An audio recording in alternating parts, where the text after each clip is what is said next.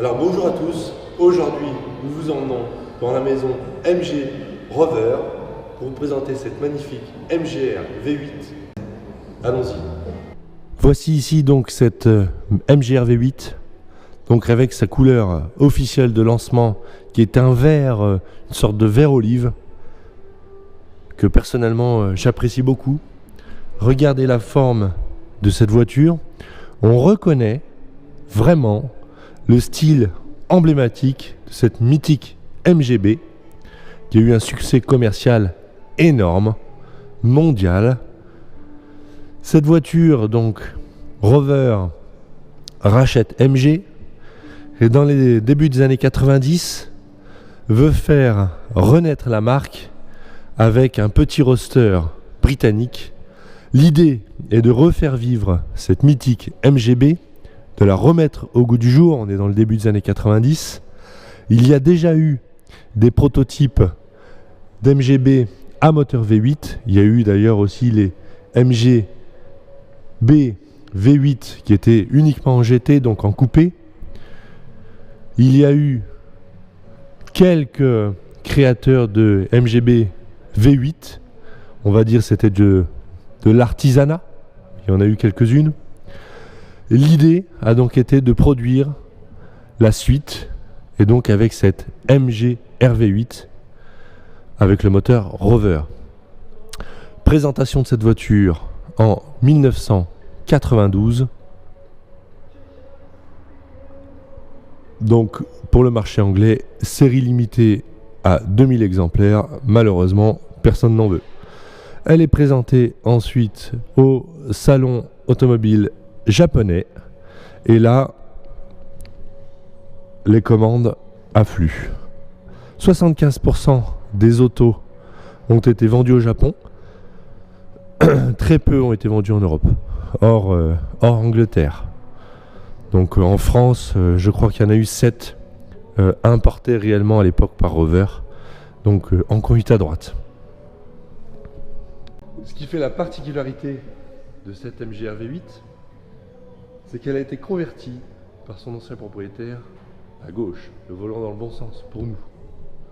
Et donc cette voiture, si je vous ouvre la porte et que je vous fais visiter l'intérieur, effectivement, on y retrouve la conduite à gauche. Donc c'est un modèle qui devient donc rare, puisque des conversions en conduite à gauche MGR V8, honnêtement, il y en a eu très peu.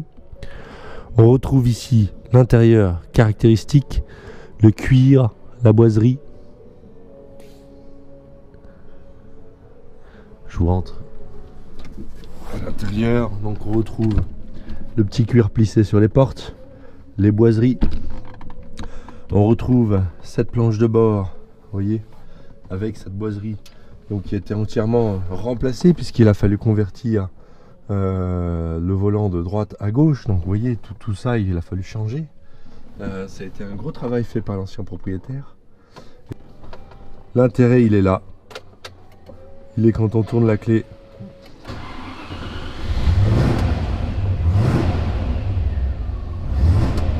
Et là, un magnifique V8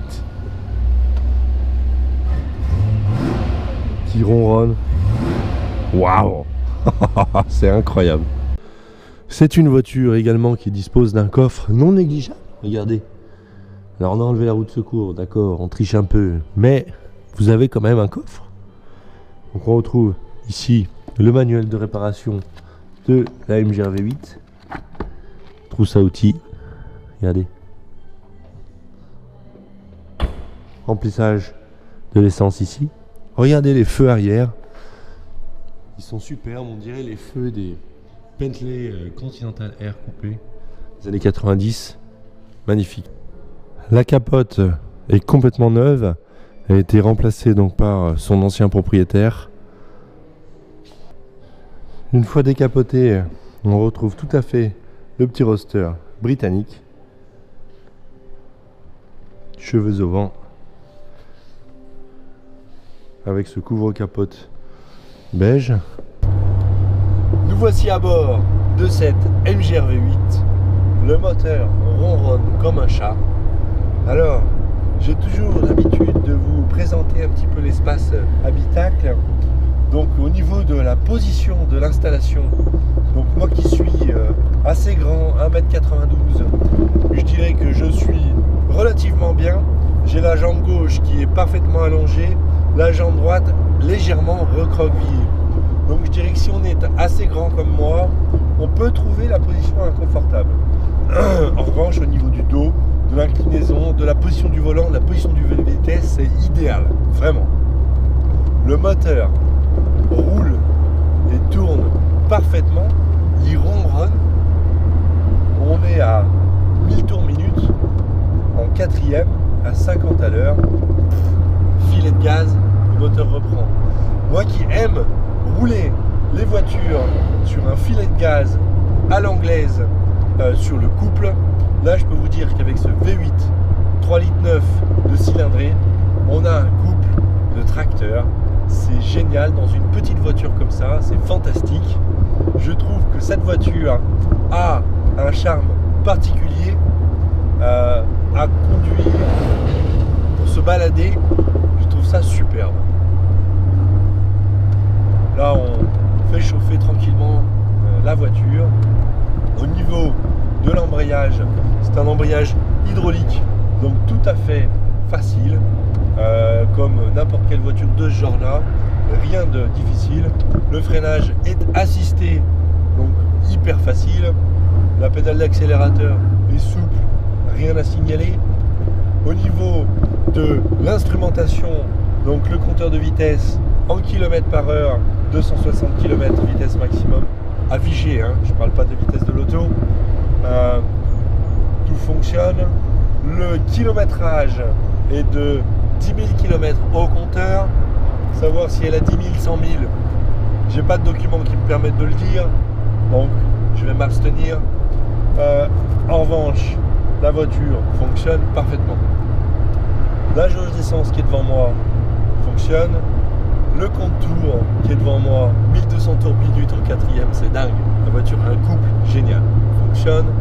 Température d'eau en fonctionnement, 90 degrés. La voiture ne bouge pas. Elle a un ventilateur électrique additionnel, donc vous ne gérez pas, ça chauffe. Elle s'autogère automatiquement dans les embouteillages.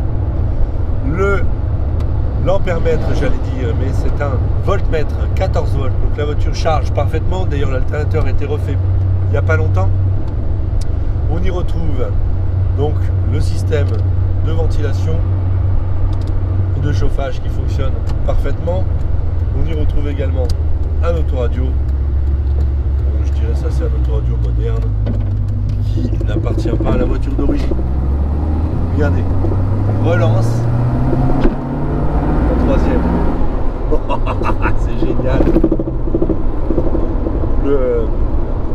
Franchement, c'est un petit roadster MG atypique, rare, avec un V8, beaucoup de coupes qui ronronnent. Il n'y en a pas sur le marché. C'est rare. Vous voulez un petit cabriolet anglais avec un gros moteur, et ben finalement c'est quelque chose d'atypique et rare. Moins de 2000 exemplaires fabriqués.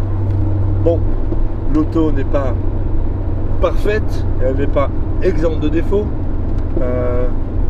mais c'est une auto très intéressante dans la collection et à rouler c'est génial. Regardez, les accélérations sont vraiment superbes.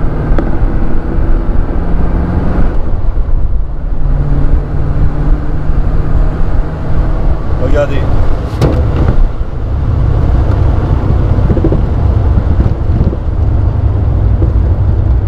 Magnifique. Alors nous revenons d'essai avec cette MG V8. Je la trouve fantastique, homogène à conduire. Le son, le bruit, le couple, le rendu du moteur, les accélérations, j'aime tout. En revanche, je lui trouve quand même une chose de perfectible qu'on peut améliorer facilement. La direction est non assistée, elle est lourde parce que les jantes sont larges, les pneus sont, larges, la direction est lourde. Il faudrait rajouter, ça on peut tout à fait vous le faire pour la vente, une direction assistée Easy Drive. C'est électrique, ça vous permettrait de moduler le couple engendré par le moteur. Et c'est à mon sens le seul point à corriger de cette voiture. Les Anglais ont mis un gros moteur, une super boîte, une voiture qui a un super bruit, mais un camion. Donc on améliore ça avec une direction assistée Easy Drive. Au-delà. Nous voici en dessous de cette MGR V8. Donc on retrouve des éléments MGB. Regardez ici sur la partie du train avant. Donc le berceau, les triangles de suspension, la crémaillère sont vraiment des pièces d'MGB. Donc ici les cylindres blocs sont en bon état. La crémaillère est neuve, a été remplacée puisqu'il a fallu convertir la voiture de droite à gauche, donc nécessite une crémaillère neuve.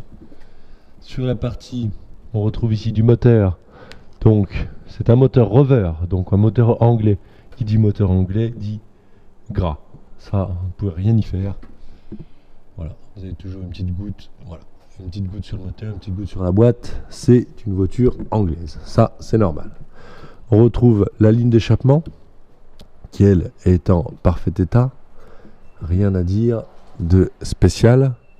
On retrouve au niveau de l'essieu arrière, donc un essieu rigide avec donc lame de ressort, amortisseur télescopique, tirant de bras pour les reprises de couple de l'essieu arrière.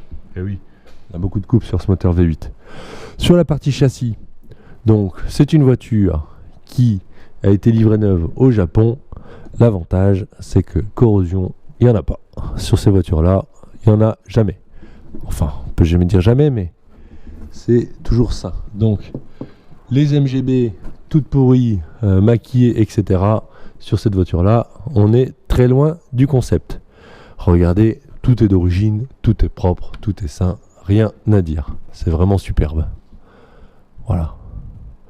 Le réservoir, il est en alu. Donc au moins, ça ne rouille pas. Donc ça, visiblement, ça a été remplacé. Vous avez le logement de la batterie qui est ici, pompe à essence, filtre à essence. Tout ça a été remplacé. On retrouve les catalyseurs avec les fameuses sondes dites lambda. Donc sonde amont, sonde aval. Voilà. Les étriers de frein. Non, tout est en bon état sur cette voiture. Rien à signaler.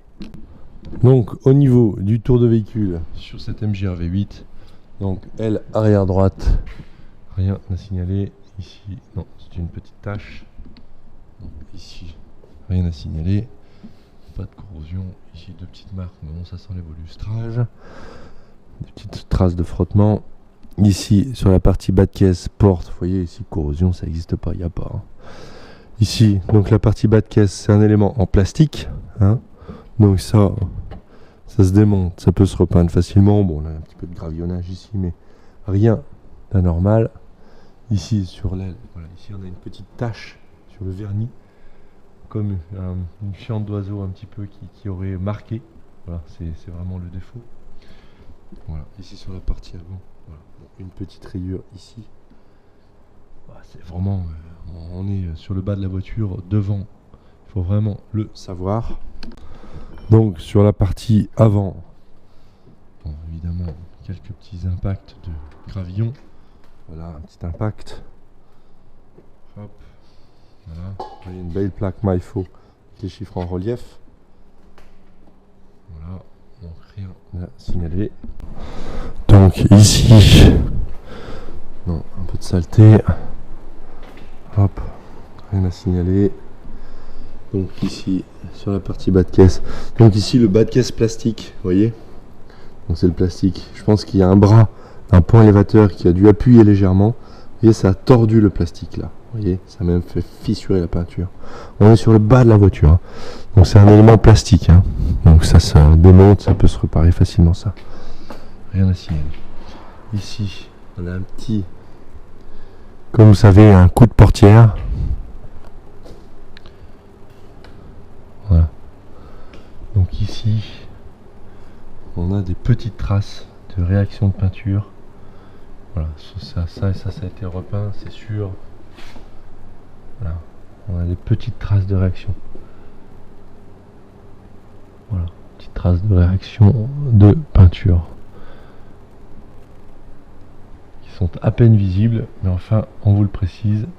Voilà, ici c'est parfait. Ici sur le tour du véhicule, et voilà, ici on a une petite rayure sur le coin de pare-choc qui est ici. Au niveau de la jante arrière droite, non, un petit peu de saleté, mais elle est belle. Au niveau de la jante avant droite, quelques petites traces également sur la partie aluminium poli. Donc deux jantes, je dirais, présentent des défauts. Nous revenons d'essai avec cette MGR V8. Elle est intéressante cette auto pour plusieurs raisons. Un, c'est un modèle de la marque MG qui est atypique et rare. C'est donc le renouveau de la marque MG par Rover, une sorte de facelift de la MGB au goût du jour des années 90 avec le moteur V8 3,9 litres mythique. Cette voiture est dans sa couleur de lancement. C'est un des 2000 exemplaires fabriqués. C'est une des rares, je dirais, revenue en Europe, et puis elle a été convertie à gauche et donc en carte grise française. Cette voiture, pour toutes ces raisons, c'est une voiture intéressante à avoir, à conduire, à collectionner, et donc nous serons ravis de pouvoir vous la présenter ici chez The Motors Gallery. N'hésitez pas à venir nous voir. Au revoir.